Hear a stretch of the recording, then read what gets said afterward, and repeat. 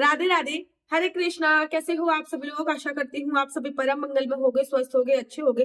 क्या आप लोगों को पता है कि श्रीधाम वृंदावन में एक ऐसा दरवाजा स्थित है जिसको पार करने से मोक्ष की प्राप्ति होती है। कहते हैं कि श्रीधाम वृंदावन में साल में एक बार इस मंदिर का एक ऐसा दरवाजा खुलता है। अगर आपने ये दरवाजा पार कर लिया तो आपका पुनरपि जन्म पुनरपि मरणम अर्थात बार बार जन्म लेने की, बार बार मरने की जो प्रतिक्रिया है वो समाप्त हो जाती है। न केवल श्रीधाम वृंदावन में स्थित एक मंदिर, एक दरवाजा है, अपितु तिरुपति बालाजी भी में एक दरवाजा ऐसा है जिसको पार करने से आपको मोक्ष की प्राप्ति होती है।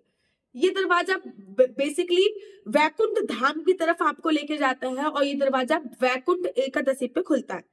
बेसिकली वैकुंठ एकादशी अगर हम 24 एकादशी या फिर 26, जब अधिक, वैसे तो 24 एकादशी होती है, जब भी अधिक मास होता है तब 26 एकादशी होती है। तो वैकुंठ एकादशी अगर हम देखें तो किसी भी एकादशी को वैकुंठ एकादशी के नाम से संबोधित नहीं किया जाता, लेकिन कुछ ऐसा शुभ मुहूर्त बनता है कि मोक्षदा एकादशी पर ही वैकुंठ दरवाजा जो है वो खुलता है और मोक्षदा एकादशी को ही वैकुंठ एकादशी बोला जाता है। 2024 में ये दरवाजा कब खुलने वाला है और कैसे हम इस दरवाजे के दर्शन कर सकते हैं, ये दरवाजा कहाँ पर स्थित है, कहाँ पे हम जाके पुनरपि जन्म पुनरपि मरणम, बार बार जन्म लेने की जो प्रतिक्रिया है, बार बार मरने की जो प्रतिक्रिया, उसमें पूरी तरीके से विश्राम प्राप्त कर सकते हैं, आज की वीडियो में हम जानेंगे। श्रीधाम वृंदावन में स्थित है एक रंगजी मंदिर। रंगजी मंदिर में एक दरवाजा है जिसको वैकुंठ द्वार के नाम से बोला जाता है। कहते हैं कि पहले 7 दरवाजे आते हैं, 7 दरवाजे के बाद एक वैकुंठ द्वार के नाम से उसको संबोधित किया जाता है। जब भी वैकुंठ एकादशी होती है या फिर पूरे शुभ संयोगों के साथ एक ऐसा दिन पड़ता है जिस दिन एक ऐसा समय आता है, एक ऐसा दिन पड़ता है कि साल में एक बार ये दरवाजा खोला जाता है। इस बार अगर मैं 2024 की बात करूं तो वैकुंठ एकादशी पड़ ही नहीं रही है, अर्थात वैकुंठ दरवाजे का खुलने का कोई भी शुभ मुहूर्त नहीं पड़ रहा। वैसे तो मोक्षदा एकादशी को ही वैकुंठ एकादशी के नाम से संबोधित किया जाता है, लेकिन कुछ शुभ संयोगों के साथ मोक्षदा एकादशी पड़ती है तब वो वैकुंठ दरवाजा खुलता है। रंगजी मंदिर जो है वो टेम्पू स्टैंड के पास है। टेम्पू स्टैंड चुंगी चौराहे के पास रंगजी मंदिर है। अगर आपको अभी भी याद ना आ रहा हो तो सोने के खंबे वाले मंदिर की मैं बात कर रही हूँ कि सोने के खंबे वाला मंदिर। देखो 2024 में अभी तक वो दरवाजा नहीं खुला है और मोक्षदा एकादशी 11 तारीख की आने वाली है। 11 दिसंबर की मोक्षदा एकादशी है, लेकिन मोक्षदा एकादशी पे ऐसा कुछ भी शुभ संयोग नहीं बन रहा है कि वो जो दरवाजा है वो खुले। अब आएगी आपकी कि आखिर ये दरवाजा अब खुलेगा कब, क्योंकि पूरे साल भर भक्त जो है वो इंतजार करते हैं इस दरवाजे के खुलने का। एक बात आप लोगों को मैं क्लियर कर दूं, ये जो दरवाजा है पहले पूरे साल भर में एक ही बार खुलता है। पूरे वृंदावन में एक ही मंदिर है, रंगजी का मंदिर, जिसको सोने के खंबे वाला मंदिर बोला जाता है। केवल इसमें ही ये दरवाजा उपलब्ध है।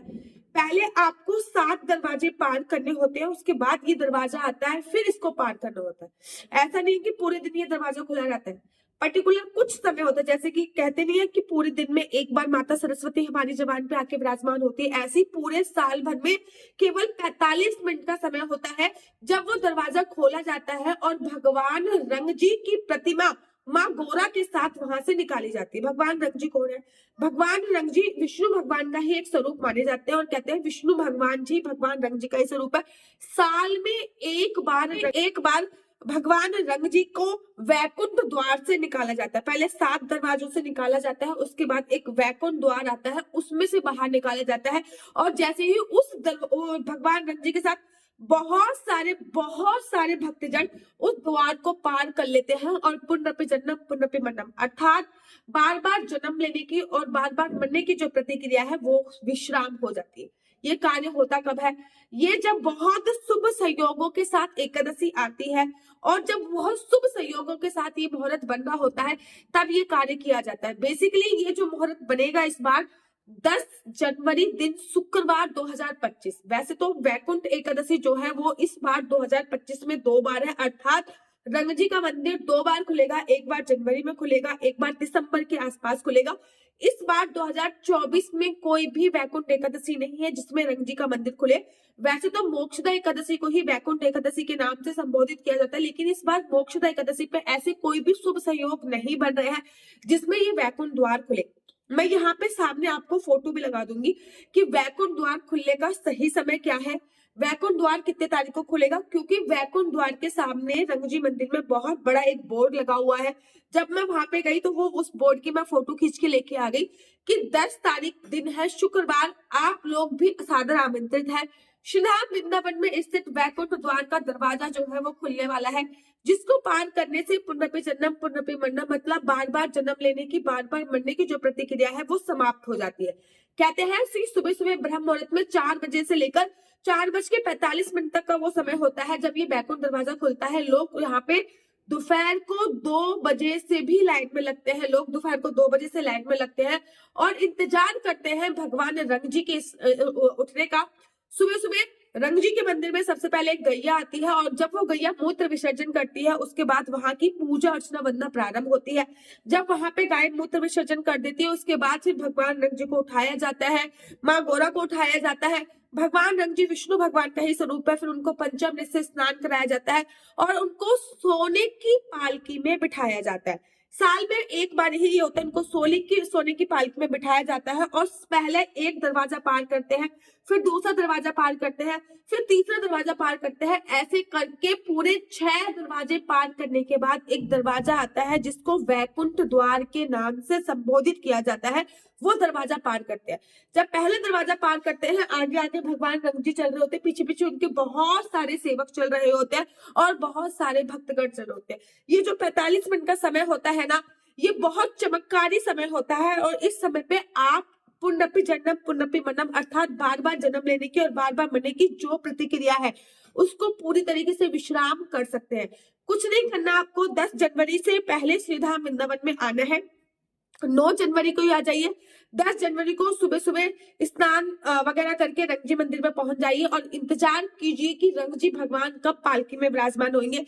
जब रंगजी भगवान पालकी में विराजमान होते हैं, बहुत सारे ब्राह्मण वेद मंत्रों का उच्चारण कर रहे होते हैं और भगवान रंग जी की पालकी जब चलने लगती है तो आप भगवान रंग जी की पालकी के पीछे चल लेते हैं। देखो, जैसे कहते नहीं है कि जब हम लोग मर जाते हैं तो हमको 7 प्रकार के जो लोक है वो पार करने होते हैं।